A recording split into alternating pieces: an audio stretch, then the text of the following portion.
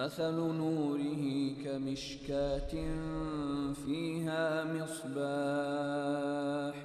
المصباح في زجاجة الزجاجة كأنها كوكب دري يوقد من شجرة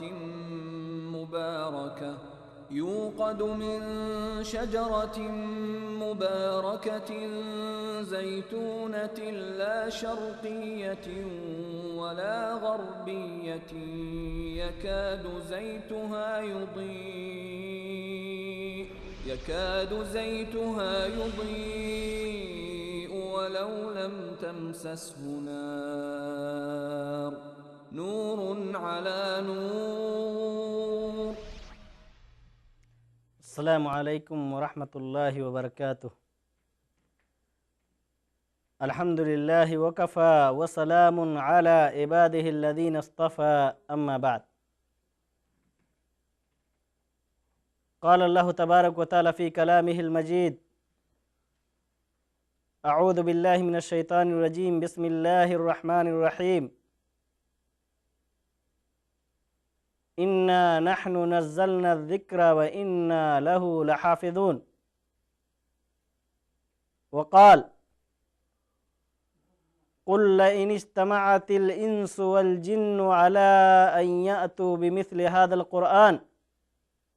لا يأتون بمثله ولو كان بعضهم لبعض ظهيرا।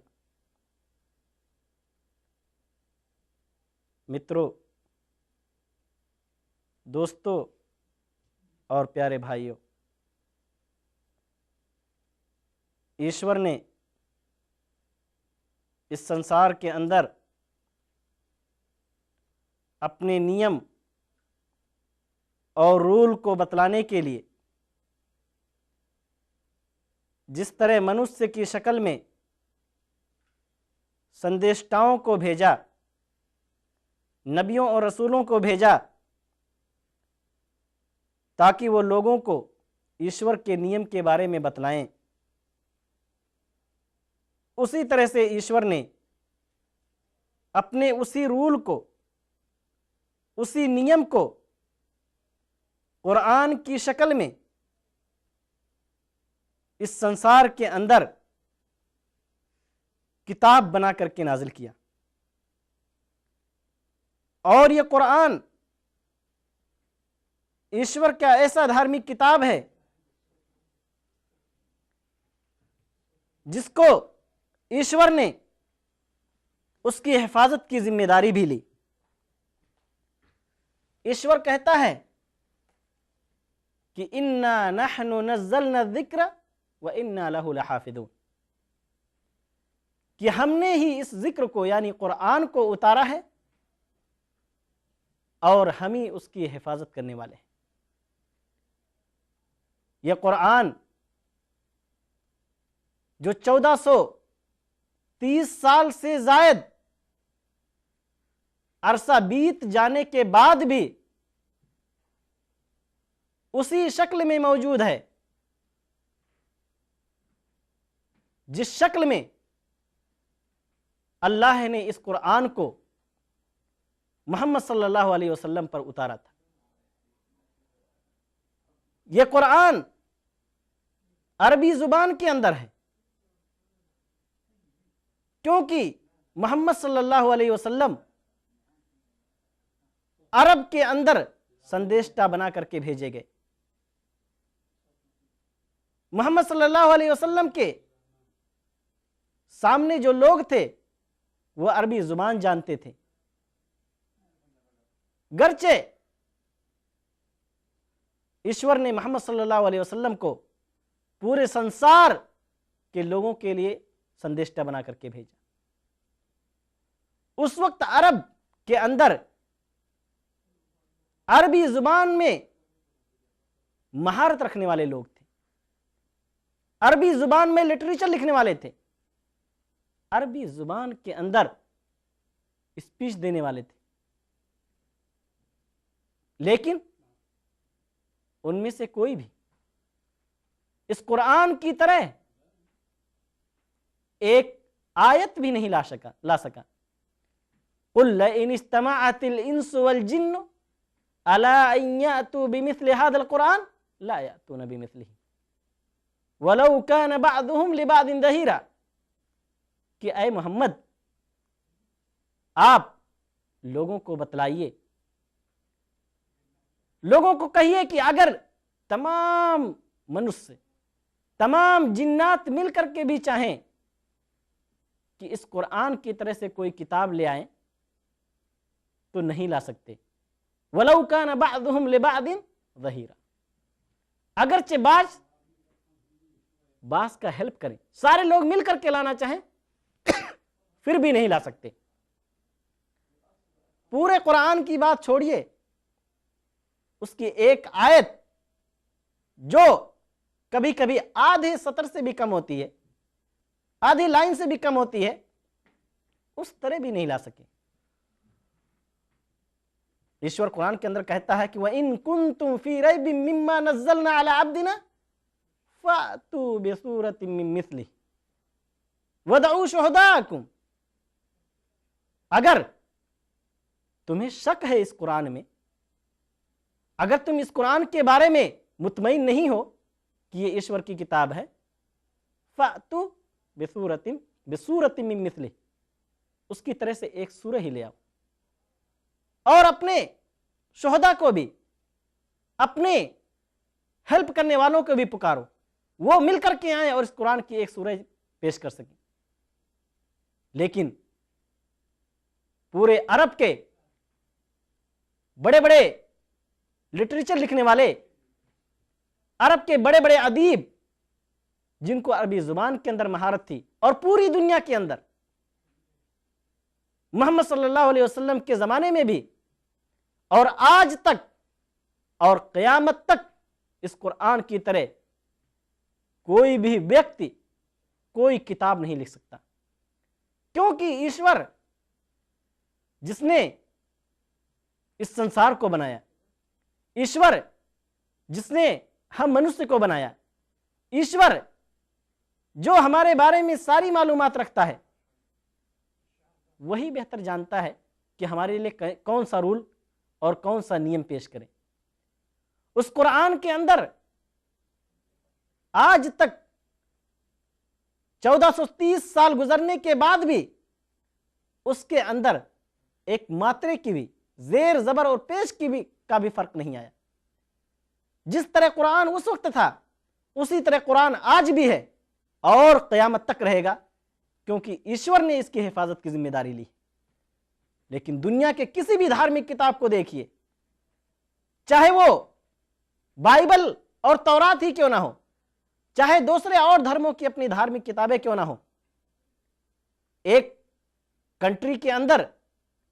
उसकी शक्ल कुछ और होती है, दूसरी कंट्री में वही धार्मिक किताब के बहुत सारी चीजें बदल जाती हैं। बल्कि एक कंट्री से दूसरी कंट्री के बजाय एक ही कंट्री के अंदर अगर कोई धार्मिक किताब किसी प्रेस से छपती है तो उसी धार्मिक किताब को दूसरे प्रेस से अगर छापा जाता है तो उसके अंदर कमी हो जाती है, उसके अंदर कमी और ज्यादती कर दी जाती है,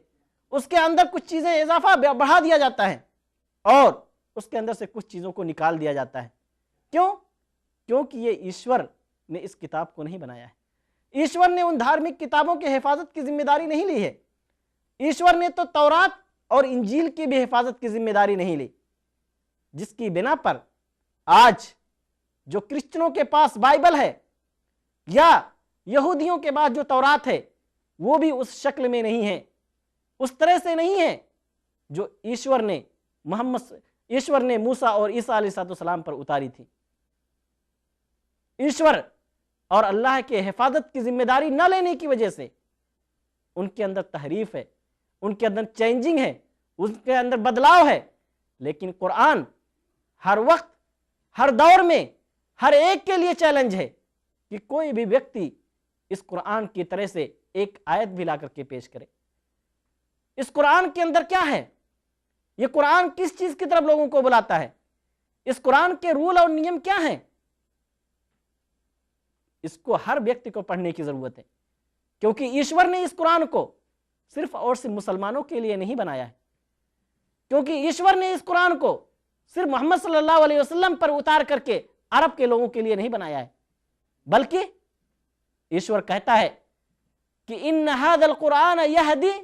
लिल्लती हिय अक़वम व युबश्शिरुल मुमिनीन अल्लज़ीना यअमलून अस्सालिहात, कि यह कुरान हिदायत देता है उन लोगों के लिए जो मोमिन हैं, जो सही हैं, और बशारत भी देता है। इस कुरान के जरिए से ईश्वर हर व्यक्ति को बतलाना चाहता है कि उसका सत्य पूजने के लायक कौन है, उस ईश्वर के नियम और रूल कौन है जो हम सबका पालनहार है। वो ईश्वर किन चीजों पर अमल करने के लिए हमें बतलाता है, ईश्वर क्या चाहता है। क्यों? अगर हम इस संसार के अंदर, इस अपने जीवन के अंदर हमने अपने ईश्वर को अगर नहीं खोजा, अगर हमने सच्चे ईश्वर की तलाश नहीं किया, तो एक वक्त ऐसा आएगा कि ईश्वर हमें इस दुनिया से खत्म कर देगा, और हर मनुष्य जो भी इस दुनिया के अंदर आया है उसको इस संसार को छोड़ करके जाना है, उसके अपने कर्म का, अपने कामों का हिसाब किताब देना है। क्यों? ईश्वर कहता है कि जिंदा करना, मारना, यह सिर्फ और सिर्फ मेरा काम है। इन्ना नहनु नुहयी व नुमीत व इलैनल मसीर, कि हम ही जिंदगी देने वाले हैं, हम ही जीवन देने वाले हैं,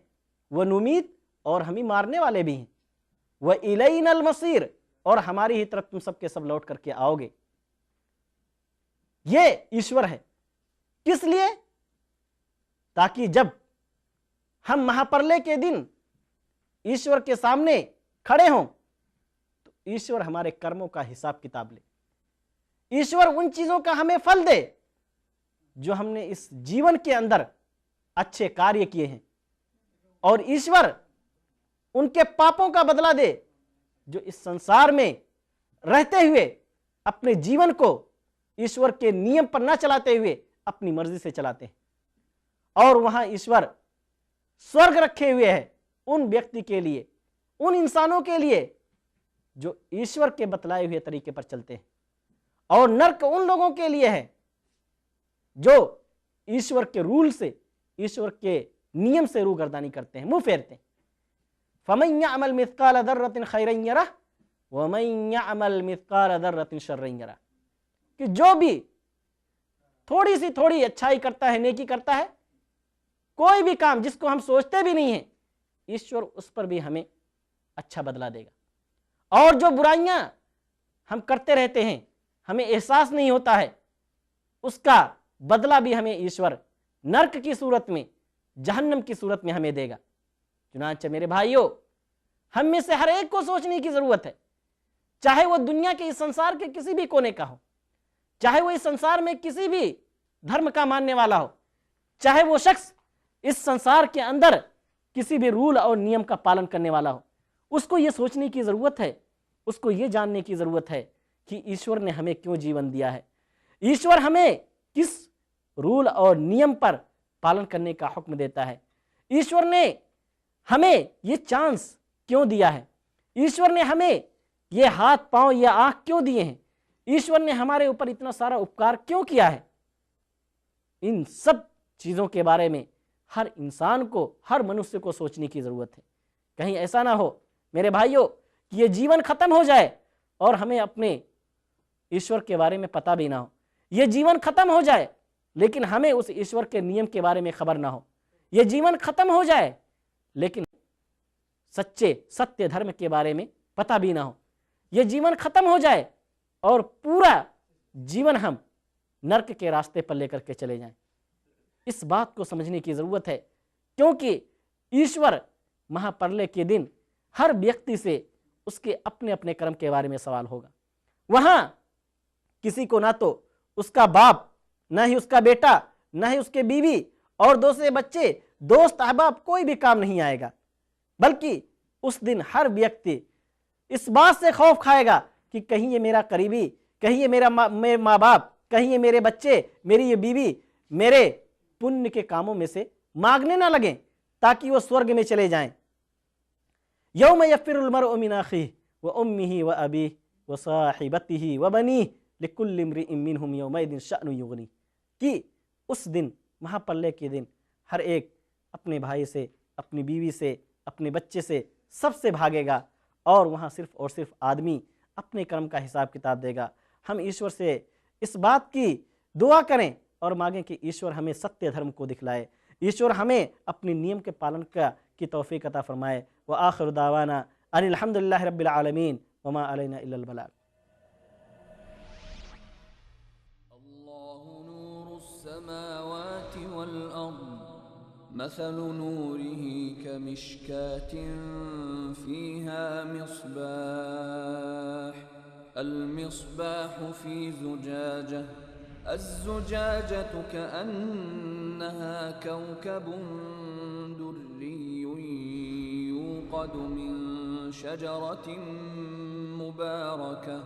يوقد من شجرة مباركة زيتونة لا شرقية ولا غربية يكاد زيتها يضيء ولو لم تمسسه نار نور على نور